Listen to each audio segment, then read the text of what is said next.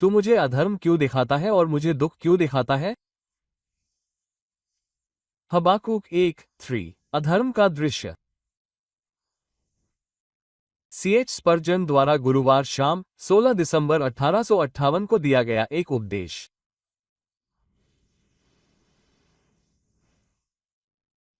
इस प्रवचन में मेरा प्रयास कुछ कारणों को बताने का होगा कि भगवान अपने लोगों को खुद में और दूसरों में अधर्म क्यों देखने देता है। हम पहले भाग से शुरू करेंगे और पूछेंगे कि भगवान हमें खुद में अधर्म क्यों देखने देता है। पवित्र आत्मा द्वारा कभी कभी हमारे हृदय की बुराई का पता लगाने का क्या कारण है? यह उन सभी को अच्छी तरह से पता है जो प्रभु से प्यार करते हैं कि ऐसे समय आते हैं जब पवित्र आत्मा हमें हमारे अस्तित्व के सबसे अंधेरे कक्षों में ले जाती है और वहां हमें ऐसी बुराइयां दिखाती है जिनके बारे में शायद हमें कभी संदेह नहीं था। मनुष्य के पुत्र, वो कहता है, मैं तुम्हें दिखाऊंगा कि तुम्हारे भीतर कितनी बड़ी घृणा है। वो मानव हृदय के घृणित केनेल को उजागर करता है और हमें हमारी सभी विकृति और भ्रष्टता को देखने देता है। वो हमें उस चट्टान के पास ले जाता है जहां से हमें निकाला गया था और उस गड्ढे के पास ले जाता है जहां से हमें खोदा गया था। वो हमें हमारी स्वाभाविक स्थिति को भय से देखने और उस भयानक और घृणित भ्रष्टाचार को देखने के लिए कहता है जो अभी भी हमारे दिलों में बना हुआ है, हालांकि हम उसके द्वारा पुनर्जीवित हो चुके हैं। वो ऐसा क्यों करता है? हम इस प्रश्न का उत्तर कई तरीकों से देंगे। कभी कभी वो हमें अनुग्रह के सिद्धांतों के अनुरूप बनाने के लिए ऐसा करता है। मेरे भाइयों, आर्मेनियनवाद हम सभी का स्वाभाविक धर्म है। मुझे लगता है कि हमारी आत्मनिर्भरता और सुसमाचार के बारे में हमारे सभी गलत विचारों को खत्म करने का दुनिया में सबसे अच्छा तरीका यह है कि पवित्र आत्मा हमें हमारी खुद की भ्रष्टता दिखाए। जब तक कोई व्यक्ति अपने बारे में कुछ नहीं जानता, तब तक वो स्वतंत्र इच्छा के बारे में बात कर सकता है। लेकिन जब प्रभु ने उसे दिखा दिया है कि वो स्वभाव से क्या है, तो वो उस मामले के बारे में और कुछ नहीं कहेगा, या अगर वो इसके बारे में केवल एक सिद्धांत के रूप में बात करता है, तो वह अपने अंतरतम आत्मा में उस पर विश्वास नहीं करेगा। आत्मा से अनभिज्ञ व्यक्ति कहता है कि पापी अपनी स्वतंत्र इच्छा से भगवान की ओर मुड़ते हैं।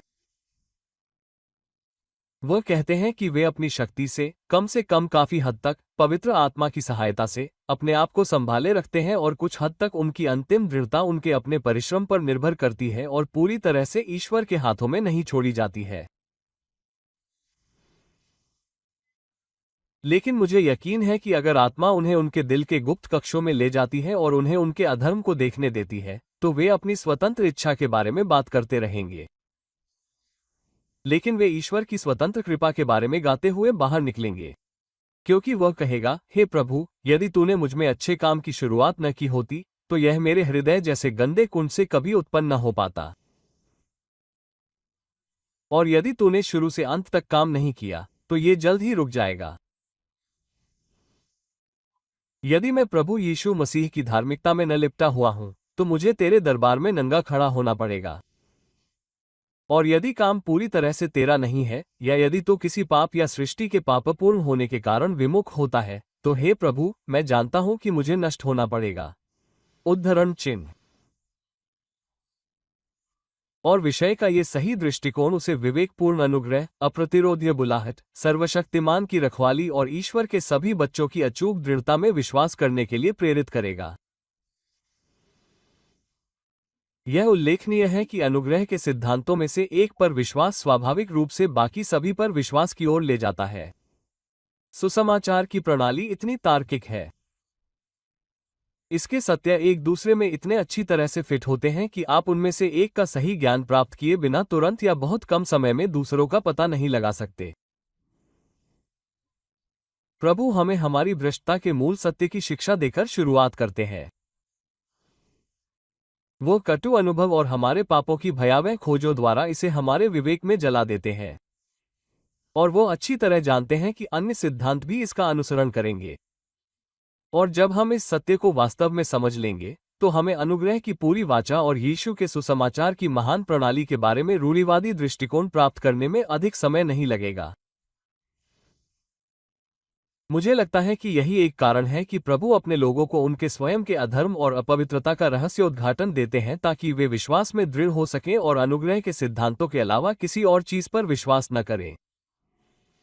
इसके अलावा मेरा मानना है कि वो उन्हें विनम्र बनाए रखने के लिए ऐसा करते हैं। यदि हमारे स्वामी ने कभी कभी हमें खुद को देखने नहीं दिया तो हमें बहुत घमंडी होना चाहिए। पुराने प्यूरिटन कहा करते थे कि भगवान ने मोर को काले पैर दिए हैं ताकि वह अपने चमकीले पंखों पर घमंड न कर सके, और उसी तरह उसने अपने लोगों को अपने पापों के कारण काले पैर रखने की अनुमति दी है ताकि वे उन किसी भी अनुग्रह पर गर्व न कर सकें जो भगवान की पवित्र आत्मा ने उन्हें दिया है।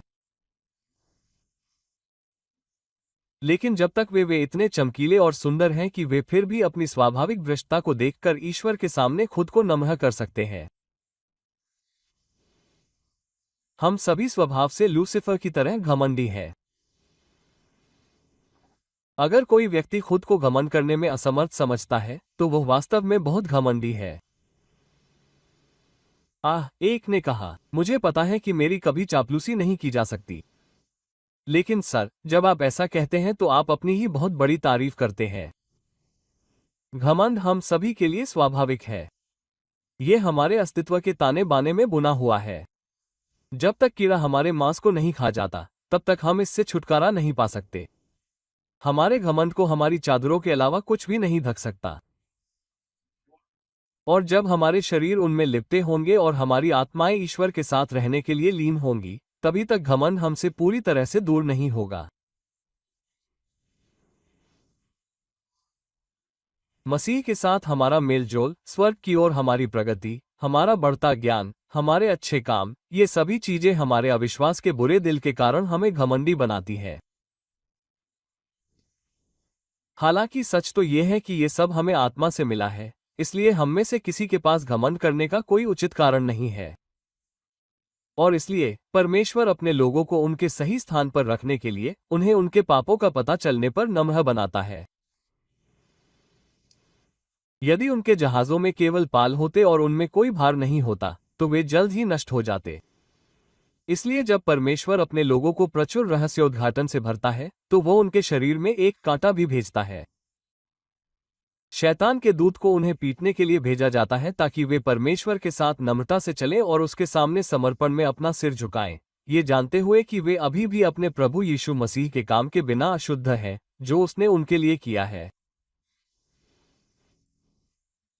प्रियजन, आप मेरी गवाही दे सकते हैं कि जब आपको अपने स्वयं के जघन्य अपराध का दुखद पता चलता है तो आप गहराई से नम्र हो जाते हैं। कभी कभी आपके अच्छे काम आपके लिए एक बड़ी बुराई बन जाते हैं क्योंकि आप उन पर घमंड करते हैं और इस तरह खुद को अहंकार की खाई के किनारे पर ले आते हैं।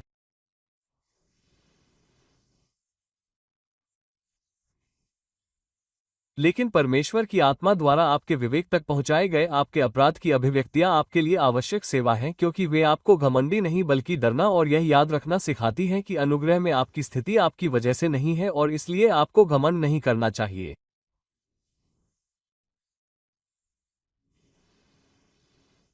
यह एक और अच्छा कारण है, अगर कोई और ना हो तो हम परमेश्वर को हमारे अधर्म को दिखाने के लिए धन्यवाद दे सकते हैं।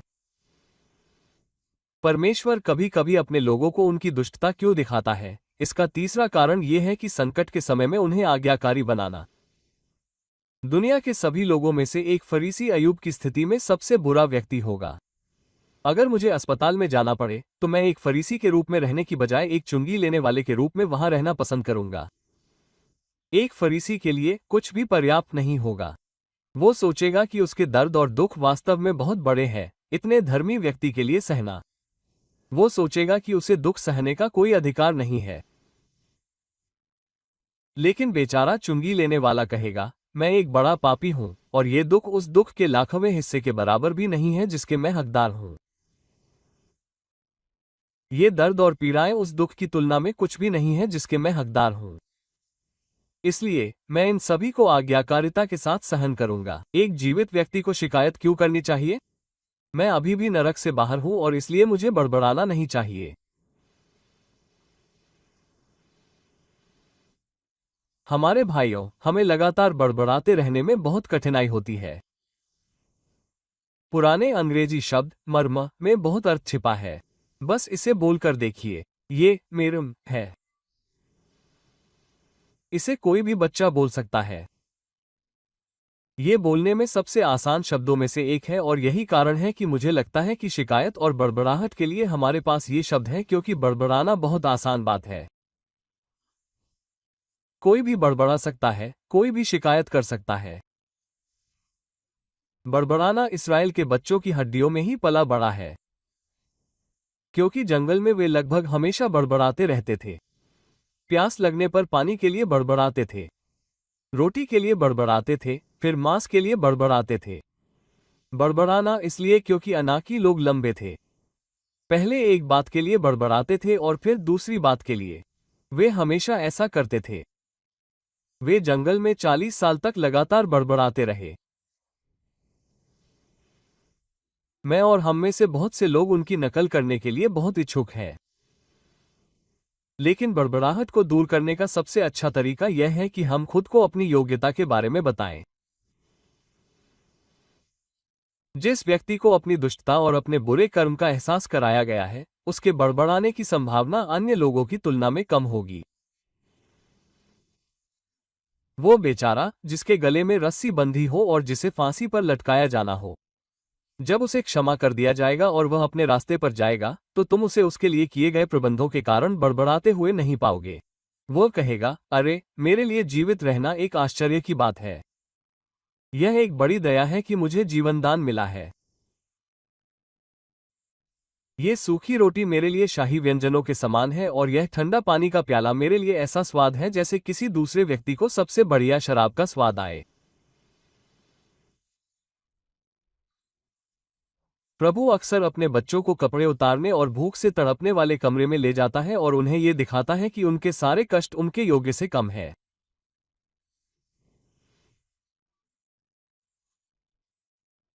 उनके कष्ट नरक में मिलने वाले क्लेश और पीड़ा के पहाड़ों की तुलना में तराजू की छोटी धूल के समान है। फिर जब प्रभु हमें हमारे अधर्म का खुलासा करता है, तो वह हमें अपने पहरेदारों के पास ले जाता है। जब वह हमें हमारे हृदय में छिपे पाप दिखाता है, तो यह उस सेनापति के समान होता है जो कुछ झड़प करने वालों की ओर इशारा करता है जो अभी अभी एक सेना के सामने आए हैं जो आगे बढ़ रही है। देखो मेरे लोगों, सेनापति कहता है, क्या तुम उन सैनिकों को देख रहे हो? वे दुश्मन के अग्रिम पहरेदार हैं। उन पर ध्यान से देखो, क्योंकि उनके पीछे एक बड़ी सेना है, इसलिए तैयार रहो। आपकी निगरानी। इस प्रकार पवित्र आत्मा हमें हमारी बुरी इच्छाओं और भ्रष्टाचारों का पता लगाता है। वो हमें उन्हें देखने के लिए जगाता है, और जब हम उन्हें देख लेते हैं तो वो हमसे कहता है, सावधान रहो। मैंने तुम्हें जो थोड़ा सा दिखाया है वो तुम्हें एक बड़ी सेना के बारे में चेतावनी देने के लिए है जो पीछे है। ये थोड़े से बुरे लोग जो अभी अभी तुम्हारे सामने आए हैं, वे उन बहुत सी बुरी चीजों के बाहरी हमलावर हैं जो तुम पर हमला करने के लिए तैयार है। इसलिए हमेशा अपने पहरे पर रहो। दुश्मनों पर लगातार नजर रखो। मुझे लगता है कि सैनिकों को अपने मार्च के दौरान कुछ अलार्म की जरूरत होती है। अगर उनके पास कोई अलार्म नहीं होगा तो वे लापरवाह हो सकते हैं और अनुशासन में ढील दे सकते हैं, और फिर उन्हें हार का सामना करना पड़ सकता है, और इस तरह वे आश्चर्यचकित और कट सकते हैं। लेकिन जब उनके पीछे और पीछे कुछ दुश्मन होते हैं, तो वे सतर्क रहने और पैनी नजर रखने की अधिक संभावना रखते हैं ताकि अचानक हमले की स्थिति में वे दुश्मन को पीछे हटाने के लिए तैयार रहें। दुश्मनों की अनुपस्थिति में आलस्य पैदा होता है जो उन्हें अक्षम कर देता है, और आराम का समय शायद ही कभी अच्छे सैनिकों के अनुकूल होता है। छुट्टियों ने हन्निबल की सेना को तबाह कर दिया, और यह हमारे भले के लिए है कि भगवान अमालेकियों को उकसाए ताकि हम युद्ध के लिए तैयार रहें। ऐसा ना हो कि हम और भी बुरे विरोधियों से हैरान हो जाएं। मैं इस पहले प्रश्न का केवल एक और उत्तर दूंगा और फिर दूसरे बिंदु पर जाऊंगा। प्रभु अक्सर हमें हमारे अधर्म दिखाता है ताकि हम मोक्ष को और भी अधिक महत्व दें। आप जानते हैं कि जो व्यक्ति डॉक्टर के बारे में सबसे अधिक सोचता है, वो आमतौर पर वो व्यक्ति होता है जिसे उसकी सबसे अधिक आवश्यकता होती है। जब हम स्वस्थ होते हैं तो हम अक्सर डॉक्टरों के बारे में मजाक करते हैं। हम उनके बारे में बात करते हैं कि वे लोगों को मार रहे हैं आदि। लेकिन जब हम बीमार होते हैं तो हम उन्हें बुलाते हैं। हम स्वस्थ होने पर उनका मजाक उड़ाते हैं, लेकिन बीमार होने पर हम उनका उपयोग करने में प्रसन्न होते हैं। ऐसा ही प्रभु के लोगों के साथ है। जब वे उसकी कोई वर्तमान आवश्यकता नहीं देखते या महसूस नहीं करते हैं, तो वे शायद मसीह को हल्के में लेते हैं। लेकिन जब उन्हें अपने कोण का पता चलता है, तो वे महान चिकित्सक को महत्व देते हैं। जब उन्हें अपनी बर्बादी का एहसास होता है, तो वे ईश्वर द्वारा दिए गए उपचार को महत्व देते हैं। कभी कभी हमारे लिए ये बहुत बड़ी सेवा होती है कि हम अपने दिवालिया होने की समय सारणी देखें। हर व्यक्ति का दिवालिया होने का समय सारणी होता है, क्योंकि हम सभी स्वभाव से दिवालिया होते हैं। हम अपने लिए व्यापार करते हैं और जल्द ही दिवालिया हो जाते हैं। हमने कभी पाउंड में एक पैसा भी नहीं चुकाया, लेकिन हमारे प्रभु यीशु मसीह ने हमारे लिए सब कुछ चुका दिया। फिर भी हमें नहीं पता होना चाहिए कि ऐसा करने में उनकी कितनी बड़ी कृपा थी।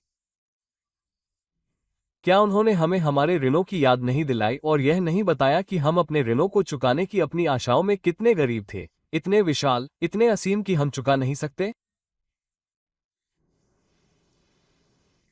परमेश्वर अपने बच्चों से कहते हैं, मैं तुम्हें जेल से बाहर लाया हूं, लेकिन तुम मेरे आज के छुटकारे को ज्यादा महत्व नहीं देते। इसलिए मैं तुम्हें वापस जेल ले जाऊंगा और एक बार फिर दिखाऊंगा कि यह कैसी जगह है। और तब तुम उस तोड़ने वाले के बारे में और सोचोगे जिसने तुम्हारी जंजीरें तोड़ी और तुम्हें आजाद किया। मैंने तुम्हारे लिए जीवन के जल का एक झरना खोल दिया है। तुम उसे दिन ब दिन पीते रहे हो जब तक कि तुम्हारा पेट नहीं भर गया और तुम उसका मूल्य नहीं जानते। आओ, मैं तुम्हें उजाड़, गरजते जंगल में डालूंगा और तुम भूख की पीड़ा महसूस करोगे और तुम्हारी कुप्पी का सारा पानी खत्म हो जाएगा। और तब तुम उस लहराते फव्वारे की कीमत जानोगे जिसे अनुग्रह ने प्यासे पापियों के लिए खोला है। तुम हर दिन मेरी मेज पर दावत करते रहे हो। तुम्हें शायद ही पता हो कि भूख क्या होती है। मैं तुम्हें फिर से दृढ़ विश्वास के रेगिस्तान में रखूंगा और तुम्हें धार्मिकता के लिए भूखा रखूंगा। और तब तुम स्वर्ग से उतरी रोटी को मूल्यवान समझोगे और यीशु मसीह, मेरे बेटे, के बारे में पहले से ज्यादा सोचोगे, जितना कि तुमने अधर्म का ये प्रदर्शन न किया होता। और शिकायत।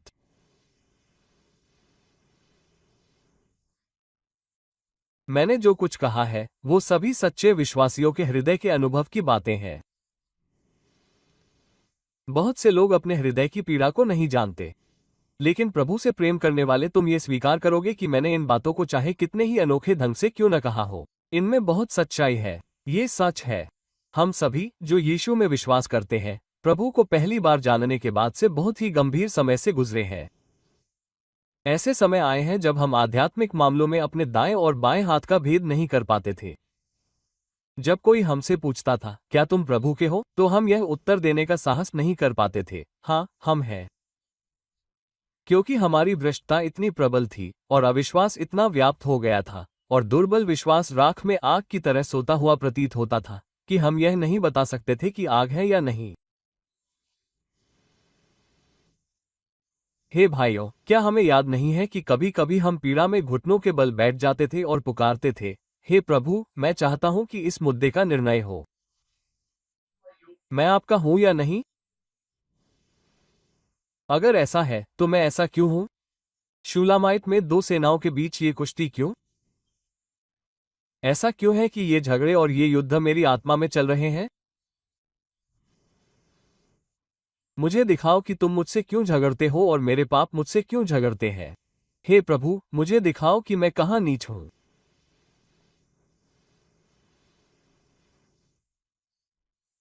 और क्या हमने नहीं पाया कि ये भीषण संघर्ष के समय हमारे लिए बहुत लाभकारी रहे हैं? हम इन दुखों से मजबूत हुए हैं। अधर्म को देखने से हम पहले से कहीं अधिक बुद्धिमान, अधिक सतर्क, अधिक विवेकपूर्ण, अधिक विनम्र, अधिक स्नेही बन गए हैं और अपने उद्धारकर्ता में हमारे विश्वास को पहले से कहीं अधिक दृढ़ बना दिया है। अब मैं पाठ के प्रश्न का उत्तर दूसरे अर्थ में देने का प्रयास करूंगा। तू मुझे अधर्म क्यों दिखाता है और मुझे शिकायत क्यों दिखाता है? कभी कभी अधर्म और शिकायत हम में नहीं बल्कि दूसरों में होती है। उनमें से कुछ, आपके पास इस दुनिया की बहुत सारी संपत्ति नहीं होगी, आप शायद ऐसे घर में रहते होंगे जहां बहुत से अधार्मिक लोग रहते होंगे। आपके घर के आंगन में हमेशा सब्बात का उल्लंघन होता होगा। जिस गली में आप रहते हैं वहां आपको सब्बात के दिन शपथ, श्राप, अपवित्रता और विश्राम के दिन के उल्लंघन के अलावा शायद ही कुछ सुनाई देता होगा।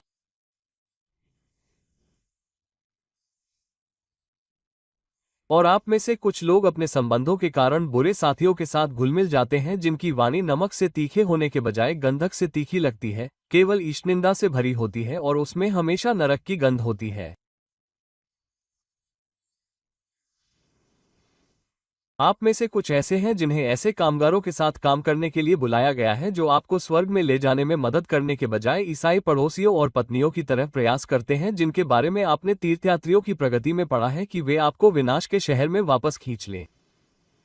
आप शायद ये प्रश्न पूछ रहे होंगे, हे प्रभु, मैं ऐसी स्थिति में क्यों हूं?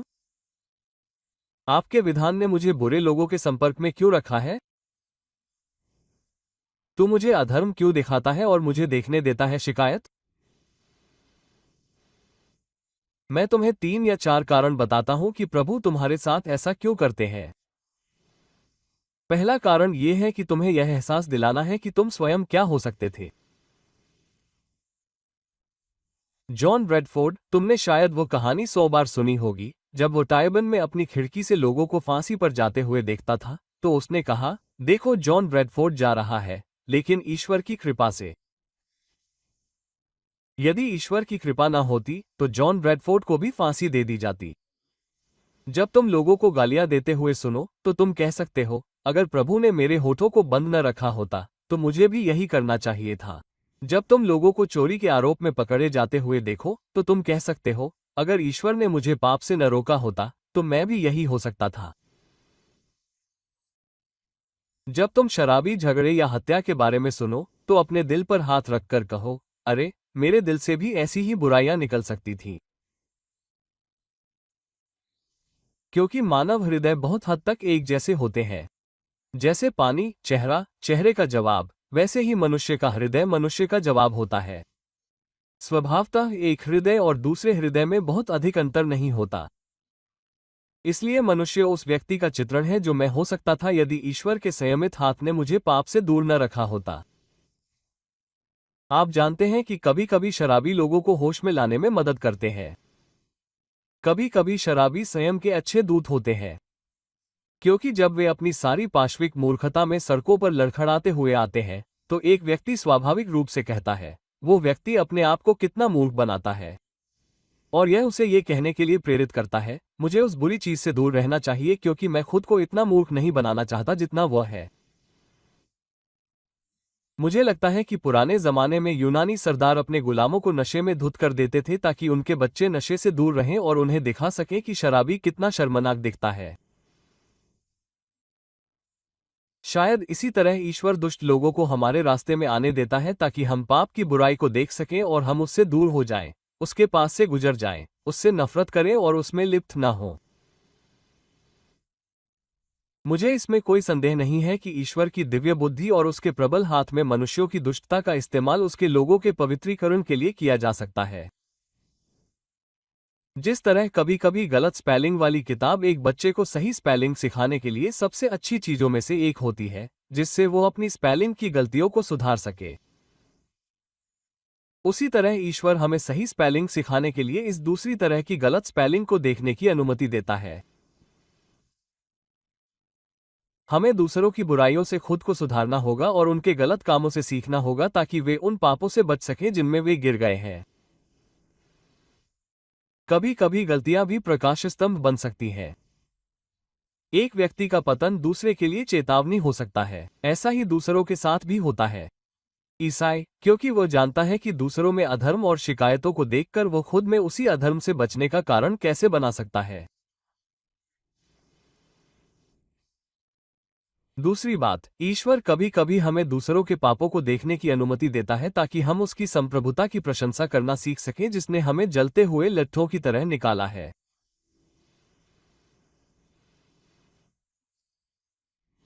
हम अपने पड़ोसियों को देखते हैं और उन्हें पाप पीते हुए देखते हैं जैसे एक लालची बैल पानी पीता है और हम कहते हैं, हम उनसे किस बात में भिन्न हैं? अनुग्रह, मुक्त अनुग्रह। और फिर हम पूछते हैं, अनुग्रह हमें क्यों मिला है और उन्हें क्यों नहीं? ये अनुग्रह हमें क्यों दिया गया है और बाकी मानव जाति को क्यों नहीं? और हम मसीह के साथ ये कहने के लिए बाध्य हैं, ठीक वैसे ही, पिता, क्योंकि यह आपकी दृष्टि में अच्छा लगा। जब एक परिवार का केवल एक सदस्य परिवर्तित होता है, तो यह ईश्वरीय संप्रभुता का क्या प्रमाण है? जब एक पवित्र माँ एक अधर्मी पति और दुष्ट बच्चों के साथ होती है, तो यह ईश्वर की संप्रभुता का क्या ही उदाहरण है कि एक को ले लिया जाता है और बाकी को छोड़ दिया जाता है। और जब एक घर में दो महिलाएं चक्की पीस रही हो और एक उसके साथ सियोन के गीतों के साथ पीस रही हो और दूसरी उसके साथ कोसने की आवाज के साथ हो, ईश्वर की संप्रभुता का क्या ही प्रमाण है, जो जिस पर चाहे दया करता है। क्योंकि यह न तो उसकी इच्छा से होता है, न ही उसकी जो दौड़ता है, बल्कि ईश्वर की दया से होता है।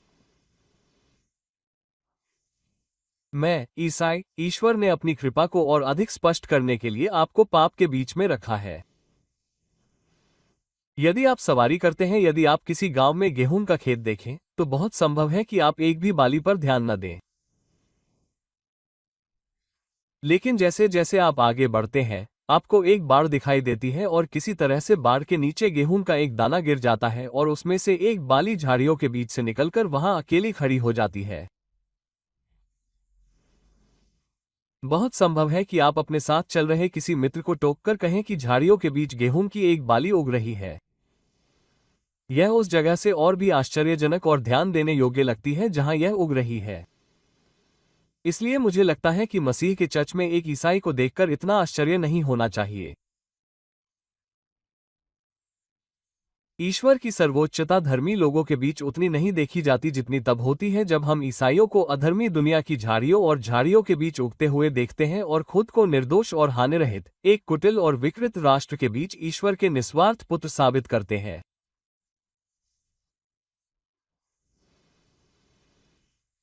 दिन में जुगनू को किसने देखा है? लेकिन रात में आप उन्हें पत्तों के बीच चमकते हुए देखेंगे। वे वहां मौजूद थे दिन में, मैं कहता हूं, पर कोई उन्हें देख नहीं पाया। पर रात में, जब उनके छोटे छोटे दीपक जलते हैं, तो हर कोई उनकी प्रशंसा करता है। इसलिए जब एक ईसाई अच्छी संगति में होता है, तो वह धन्य व्यक्ति और ईश्वरीय प्रेम का एक बड़ा उदाहरण होता है। पर जब ईश्वरीय विधान के अनुसार उसे एक ऐसे अंधेरे स्थान में डाल दिया जाता है जहां सुसमाचार का प्रकाश और सच्चाई कम होती है, तब उसका दीपक सबसे अधिक उपयोगी होने लगता है और लोग उस पर पहले से कहीं अधिक ध्यान देते हैं। यही कारण है कि प्रभु कभी कभी अपने लोगों को वहां रखता है ताकि उसकी संप्रभुता, उसकी शक्ति और उसकी कृपा अधिक स्पष्ट हो सके। जैसे मनुष्य कभी कभी अपनी चमक दिखाने के लिए रत्नों को पन्नी में जड़ देते हैं और प्रकाश को अधिक स्पष्ट करने के लिए उनके चित्र में काले धब्बे लगा देते हैं। उसी प्रकार प्रभु अपनी विधान के अनुसार कभी कभी अपने लोगों को बुरे स्थानों में भटकने देता है, जैसे लूत को सदोम में रहना पड़ा और अब्राहम को मिस्रियों या पलिश्तियों के साथ जाना पड़ा ताकि ईश्वरीय कृपा प्रदर्शित हो सके और प्रभु के नाम को ऊंचा किया जा सके।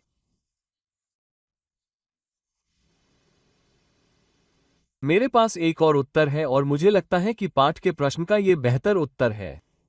तू मुझे अधर्म क्यों दिखाता है और मुझे दुख का दर्शन कराता है? हे मेरे भाइयों, परमेश्वर हमें हमारे साथी मनुष्यों के पाप दिखाता है ताकि हम और अधिक तत्परता से काम कर सकें और हम आत्माओं को बचाने और धार्मिकता के राज्य का विस्तार करने का माध्यम बन सकें। जब एक कप्तान अपने सैनिकों को दुश्मनों का सामना करने के लिए बाहर ले जाता है, तो यह वैसा ही होता है जैसा मैंने एक प्रसिद्ध स्कॉटिश व्यक्ति के बारे में सुना था, जिसके शब्दों का मैं शायद ही सही उच्चारण कर पाता हूं। अब लड़कों, उसने कहा, वे वहां हैं। अगर तुमने उन्हें नहीं मारा, तो वे तुम्हें मार देंगे। यह उनका चुनाव था और हमारे साथ भी ऐसा ही है। परमेश्वर हमें इस शहर में ले आया है जहां दोपहर के समय लगभग हर तरफ वेश्यावृत्ति और बुराई देखी जा सकती है। अब क्रूस के सैनिकों, अगर तुमने उसे नहीं मारा, तो वे तुम्हें मार देंगे। अगर तुम अपने स्वामी के लिए खड़े नहीं हो और क्रूस के झंडे को हवा में नहीं लहराते, तो दुश्मन तुम्हारे मुकाबले में बहुत बड़ा होगा। जब मैंने खिड़की से बाहर देखा और हर तरह की अश्लीलता से भरे पर्चे देखे तो मैं हैरान रह गया हूं, और बेवफाई और दुष्टता और इनका मेरे मन पर बहुत ही अच्छा प्रभाव पड़ा है। क्योंकि मैंने सोचा है, ठीक है, अगर इतनी दुष्टता है तो हर पादरी को और भी अधिक गंभीर होना चाहिए और हर ईसाई को अपनी पूरी शक्ति से अच्छा करने का प्रयास करना चाहिए। आप में से कुछ लोग देहात में बहुत अच्छे विला में रहते हैं। आप गरीब लोगों के बीच नहीं जाते हैं और आप नहीं जानते कि वे कैसे हैं। यदि आप लंदन की कुछ पिछली झुग्गी झोपड़ियों और संकरी गलियों से गुजरे तो आप कहेंगे, ओह, मैंने कभी नहीं सोचा था कि पृथ्वी पर ऐसी जगहें हो सकती हैं। और अगर आप वहां जा सकते जहां मैं कभी कभी जाता हूं, एक पुरानी चरमरती सीढ़ी पर जहां आपको अपना सिर झुकाना पड़ता है क्योंकि आपको डर है कि आपका सिर किसी बीम से टकरा जाएगा, और एक कमरे में जाइए और वहां एक पूरा परिवार देखिए, और दूसरे कमरे में जाइए और वहां एक पूरा परिवार देखिए, और थोड़ा आगे जाइए और एक और परिवार को देखिए जो एक साथ भीड़ में रहते हैं, और फिर उनकी भाषा सुनिए और मसीह से जुड़ी हर चीज के बारे में उनकी पूरी अज्ञानता देखिए, लगभग अफ्रीका में रेंगने वाले कोई कोई के समान। आप उन्हें देखने के बाद चले जाएंगे और कहेंगे, हमारे पास बहुत सारे कारण हैं कि हमें गंभीर होना चाहिए, हमें उठकर काम करना चाहिए, महोदय।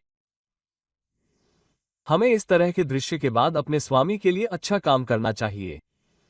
ओह, लेकिन हम इस भूमि में अपने अधर्म को बहुत हद तक छिपाते हैं। हम पूरे लंदन को अच्छी सड़कों से घेरते हैं ताकि जब कोई विदेशी उनसे होकर गुजरता है तो वह कहता है, कितना शानदार शहर है। यह एक दिखावटी ढोंग है। इन सड़कों के पीछे क्या है? वेस्ट एंड के उन महलों के पीछे क्या है जो धरती के सबसे निचले स्थान है, जहां गरीबों को सैकड़ों की संख्या में एक साथ रखा जाता है? हम शहर को कुछ ऐसी चीजों से घेरते हैं जो देखने में अच्छी लगती हैं, लेकिन इस शहर के अंदर का हाल ये है कि वहां कितनी दुष्टता और पाप है। मैं ईश्वर को धन्यवाद देता हूं कि आप में से कुछ ऐसे हैं जो इस शहर की दुष्टता को देखकर वहां रहने को मजबूर हैं। मैं ईश्वर को धन्यवाद देता हूं कि आप में से कुछ लोग रात में अपने घर नहीं जा सकते और सड़क पर दुष्टता को देखे बिना नहीं रह सकते। आप पूछते हैं, क्या आप ईश्वर को धन्यवाद देते हैं कि ये दुष्टता क्यों है? नहीं, मैं नहीं करता, लेकिन मैं ईश्वर को धन्यवाद देता हूं कि आपको इसे देखना ही होगा, क्योंकि आप वे लोग होंगे जो दूसरों के पास जाएंगे और कहेंगे, मनुष्यों के उद्धार के लिए प्रयास करो। मैं आपसे विनती करता हूं, अच्छे काम करने के लिए काम करो, क्योंकि दुनिया अभी भी दुष्टता से भरी हुई है और इस शहर के अंधेरे स्थान भी क्रूरता के निवास स्थान से भरे हुए हैं। बहुत दिनों बाद मैंने किसी जनसभा में अच्छा भाषण दिया था, लेकिन मुझे याद है कि मैंने एक बार ऐसा किया था। एक वक्ता बहुत ही सुंदर भाषण दे रहा था, तभी मैं बाहर चला गया और एक महिला से बात करने के लिए पड़ोस के घर में चला गया जो चर्च में शामिल होना चाहती थी। ये लंदन में नहीं था। जब मैं घर के अंदर गया तो वहां पति बुरी तरह नशे में था। उसने अपनी पत्नी को एक कोने में खड़ा कर दिया था और पूरी ताकत से उसे पीट रहा था और उसे घायल कर रहा था, यहां तक कि वह अपने नाखूनों से उसकी बाहों को नोच रहा था, जिससे उसकी बाहों और चेहरे से खून बहने लगा। 2-3 दोस्त दौड़कर आए और उसे घसीट कर ले गए। महिला ने कहा कि उसने पूरी विनम्रता से उसे मनाने की कोशिश की थी कि वो उसे उस रात भगवान के घर जाने दे। उसने उसके साथ इसलिए बुरा व्यवहार किया क्योंकि उसने कहा था कि वह हमेशा उस पूजा स्थल पर जाती रहेगी। और जब मैंने वो दृश्य देखा और उस गरीब, खून से लथपथ महिला को देखा जिसकी आंखों में आंसू थे, तो मैं उस जगह वापस गया और ऐसे बोला जैसे किसी आदमी के दिल और पूरे शरीर में आग लगी हो। मैं खुद को रोक नहीं सका। मैं नशे के पाप के खिलाफ बहुत गुस्से में था और चर्च के सदस्यों से आग्रह करना चाहता था कि वे इस इलाके में सुसमाचार का प्रकाश फैलाने के लिए हर संभव प्रयास करें जो इतना अंधकार में, दुष्ट, गंदा और वीरान था।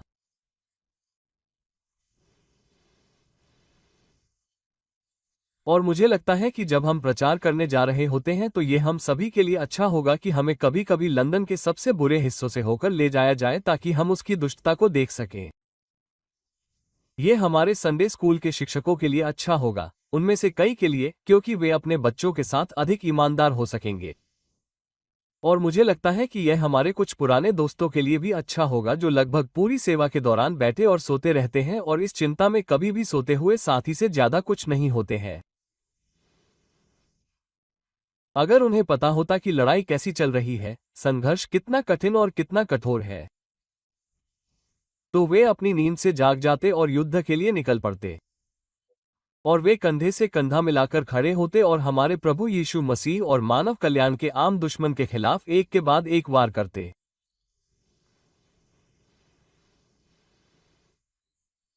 हे मेरे भाइयों, हमें बुराई के बारे में और जानने की जरूरत है। मनुष्यों को अपने उद्धार की खोज में अधिक तत्पर बनाना चाहिए, क्योंकि अगर किसी चीज में चच की कमी है तो वह है तत्परता। व्हिटफील्ड ने अपने एक उपदेश में कहा, हे भगवान, जब मैं सोचता हूं कि ये दुष्ट शहर कैसे नष्ट हो रहा है और कितने लोग ज्ञान के अभाव में मर रहे हैं, तो मुझे ऐसा लगता है जैसे मैं लंदन की सड़कों पर हर हैकने कोच के ऊपर खड़ा होकर सुसमाचार का प्रचार कर सकता हूं। उसने ऐसा क्यों कहा? उसका उत्साह इतना प्रज्वलित क्यों था? क्योंकि उसने मनुष्यों के पापों को देखा था और उनकी मूर्खताओं को पहचाना था। जब तक हम अपने सामने आने वाली विपत्ति को पूरी तरह से नहीं समझ लेते, तब तक हम पूरी तरह से गंभीर नहीं हो सकते। जब घोड़ा खाई को देखता है तो वो खुद को पीछे फेंक देता है और पागलों की तरह नीचे नहीं गिरता। ऐसा ही मसीह के चर्च के साथ है।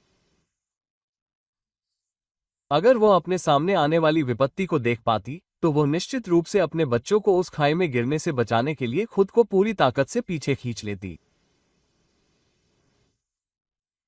मैं कहता हूं, तुम्हारे बीच और तुम्हारे दरवाजे पर अधर्म है। तुम्हारे चारों ओर हर जगह अधर्म है। और फिर भी तुम में से कितने लोग मसीह के लिए कुछ करने का प्रयास कर रहे हैं? आपको इस महान युद्ध में मदद करने के लिए कहा गया था, लेकिन आपके पास करने के लिए बहुत सारे काम हैं। आप हमारी मदद नहीं कर सकते। आपको इस कारण में कुछ करने के लिए कहा गया था, इसे अपना थोड़ा समय देने के लिए, लेकिन आप इसे प्रबंधित नहीं कर सकते। आपको बोलने के लिए कहा गया था, लेकिन आपके पास इतनी कम क्षमता है कि आप इसे नहीं कर सकते। खुद को कहने वाले आधे लोग ईसाई चाहते हैं कि उन पर कोई काम करने के लिए 50 बार दबाव डाला जाए और फिर जब वे उसे करने के लिए तैयार हो जाते हैं, तो वे काम करने के लायक नहीं रह जाते क्योंकि वे केवल दबाव में आकर काम करते हैं। वे स्वयंसेवकों के आधे भी अच्छे नहीं होते। मैं चाहता हूं कि हम सभी इस दुनिया की बुरी हालत और मनुष्यों की दुष्टता को जानें। और तब मैं सोचता हूं कि हम सभी जो उद्धारकर्ता से प्रेम करते हैं, अपनी सीटों से उठ खड़े होंगे और कहेंगे, मैं यहां हूं, मुझे शत्रु के विरुद्ध स्वयंसेवक बनने दीजिए।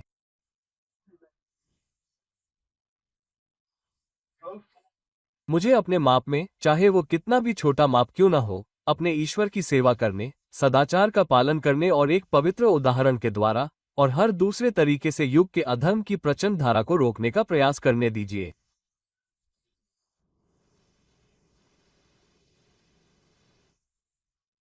अब मेरे प्यारे दोस्तों, अंत में श्रोताओं के एक अन्य वर्ग से मुझे बस एक बात कहने दीजिए। एक ऐसा व्यक्ति है जो कुछ समय पहले एक त्यागा हुआ पापी था। वो शराब पी सकता था, वो कसम खा सकता था, वो सब बात को तोड़ सकता था और ईश्वर को कोस सकता था। एक दिन वो ईश्वर के घर में दाखिल हुआ और प्रभु उससे मिले और अब वो ऐसे दुख में है जिसका वो वर्णन नहीं कर सकता। उसका हृदय टूट गया है। उसकी अंतरात्मा मानो कानून के 10 कोड़े से पिटी गई हो और उसके घावों में नमक घोल दिया गया हो। वो ईश्वर के क्रोधपूर्ण और ज्वलंत कानून द्वारा दिए गए अपने विवेक के घावों से पूरी तरह से तड़प रहा है। वो अपनी पीड़ा में पुकार रहा है, हे प्रभु, मुझे नष्ट होना ही होगा। मुझे पता है कि मुझे ऐसा करना ही होगा। मैं अपनी आत्मा में दुष्टता देखता हूं कि मुझे नष्ट होना ही होगा और मुझे दूर कर दिया जाएगा। नहीं, बेचारा।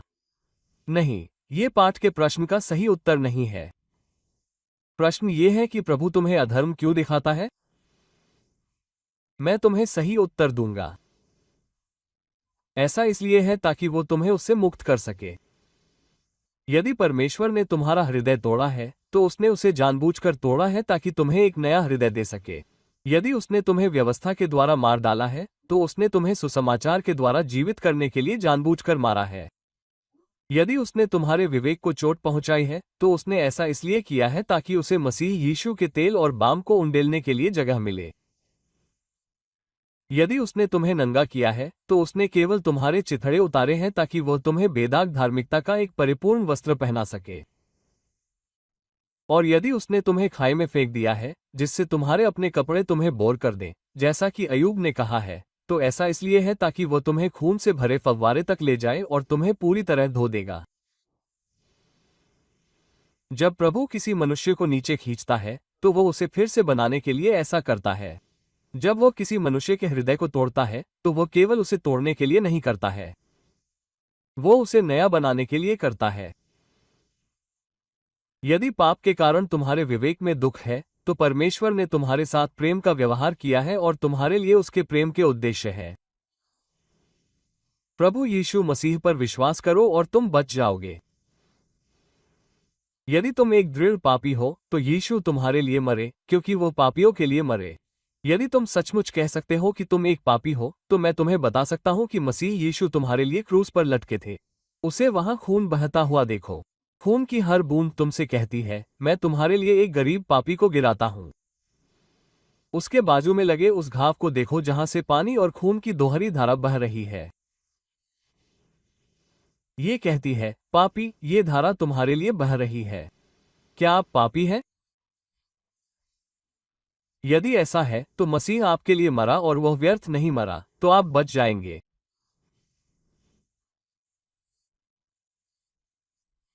यदि आप जानते हैं कि आप एक सच्चे पापी हैं, एक सच्चे पापी कोई दिखावटी पापी नहीं, बल्कि एक सच्चे पापी जो खुद को दोषी और नीच घोषित करते समय वही कहता है,